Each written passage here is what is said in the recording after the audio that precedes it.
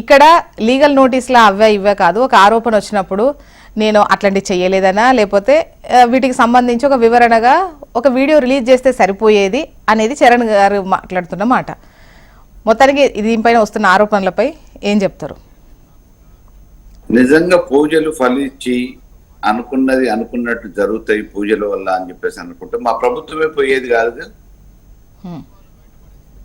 అప్పుడు ప్రభుత్వమే కాపాడుకోవాలి, ప్రభుత్వం ఉండాలని చెప్పేసి చేసుకున్నట్టుగా నిజం అనుకుంటే ఇలా రాజకీయాల కోసం దేవుళ్ళని మధ్యలోకి తీసుకొచ్చేసి మనం రాజకీయ క్రీనిధులు ఆడటం మంచిది కాదు. మహేష్ గౌడ్ గారు అంటే వ్యక్తిగతంగా మాకు మంచి గౌరవం ఉంది. ఎందుకంటే వారు కూడా వాస్తవాలకు దగ్గరగా మాట్లాడతారు, వాస్తవాలకు దగ్గరగా ఉంటారు.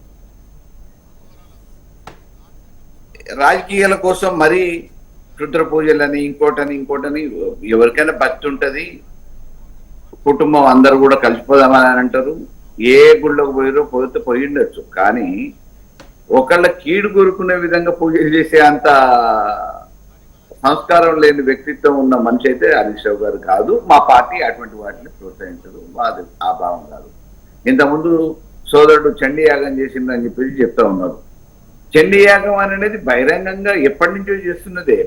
ఇప్పుడు కులాల పేరు మీదనో మతాల పేరు మీదనో మాకు భక్తి ఉందని చెప్పేసి కొంతమంది చెప్పుకుంటారు, కొంతమంది చెప్పుకోరు. కానీ భక్తి అనేది అది మనిషికి సంబంధించింది, వాళ్ళ విలువలకు సంబంధించింది.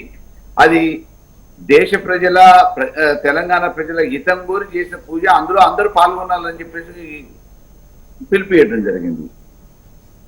ఈ రాష్ట్రంలో ఉన్న పురోహితులు ఎంతమంది వేద పండితులు ఉన్నారో అందరిని తీసుకొచ్చి ఒక దగ్గర ఒక వేదిక మీద పూజలు చేపించిన చరిత్ర కూడా బీఆర్ఎస్ ఉంది.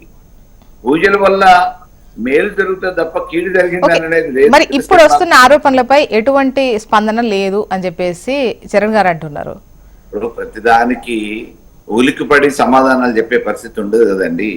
రాజకీయాలలో వారికి సంబంధించిన విషయాలు కానీ చేసిన ఆరోపణల మీద ఏదైనా స్పందించమంటే మాట్లాడతారు. కానీ ఈ పూజ పేరు మీద కూడా మరి ఇటువంటి ఇక వేరే మాట్లాడుకోవడానికి ఏం లేనట్టు ఈ రాజకీయాల కోసం దేవుళ్ళని రాజకీయాలలోకి లాగి విమర్శలు చేసుకోవటం అని అంటే, ఇంకా నేను మీరు బట్టగాల్చి మీదేస్తారు, బురద చల్లుతారు, నేను కడుక్కోవాలి, మంటలు ఆడుకోవాలని అంటే ఎట్లా?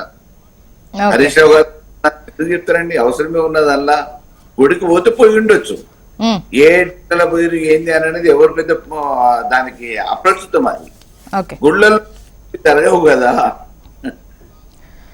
అటువంటి పుత్ర పూజలు చేయడానికి గుళ్ళు ఉన్నాయా? లేవు కదా. ఇప్పుడు దిల్సుకునాలో ఒక టెంపుల్ ఉందండి, ఆడ మిరపకాయలతోని పూజలు చేస్తాం.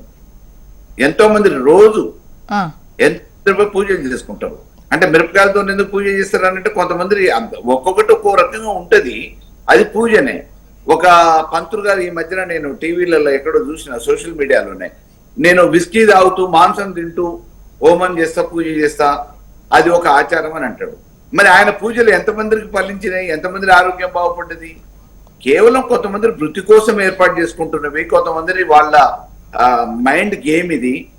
రంగారెడ్డి జిల్లాలో చేతబడులు అని చెప్పేసి ఎంతో మందిని కొట్టి చంపారు. దాని మీద కొంతమంది పోలీసు అధికారులు కేసులు పెట్టారు. ఇది కేవలం మైండ్ గేమో అని. చౌటుపల్ల నాకు తెలిసి మామూలుగా 115 మంది మీద ఏమో ఒకటే దాంట్లో కావాలని రాజకీయంగా ఎదుర్కోలేక చేతబడి అనే పేరు మీద ఆ కుటుంబం మీద దాడి చేసి కుటుంబంలో అతన్ని చెట్టు కట్టేసేది చంపితే, దీన్ని అరికట్టాలంటే మరో మార్గం లేదని చెప్పేసి ఒక పోలీస్ అధికారి 105 మంది మీద కేసు పెట్టిండు. సైన్స్ విజ్ఞానానికి సంబంధించిన వాళ్ళు చాలా మంది నాస్తికులు ఇటువంటి లేనే లేవు అని చెప్పి నిరూపిస్తున్నారు. అర్ధరాత్రి మామూలుగా పూజలు చేసిరని, గుడ్లు వేసిరని ఏదేదో చెప్తే మేము తింటామని చెప్పేసి ఆడనే పెంక పెట్టుకొని వండుకొని ఆమ్లెట్లు వేసుకొని తింటారు.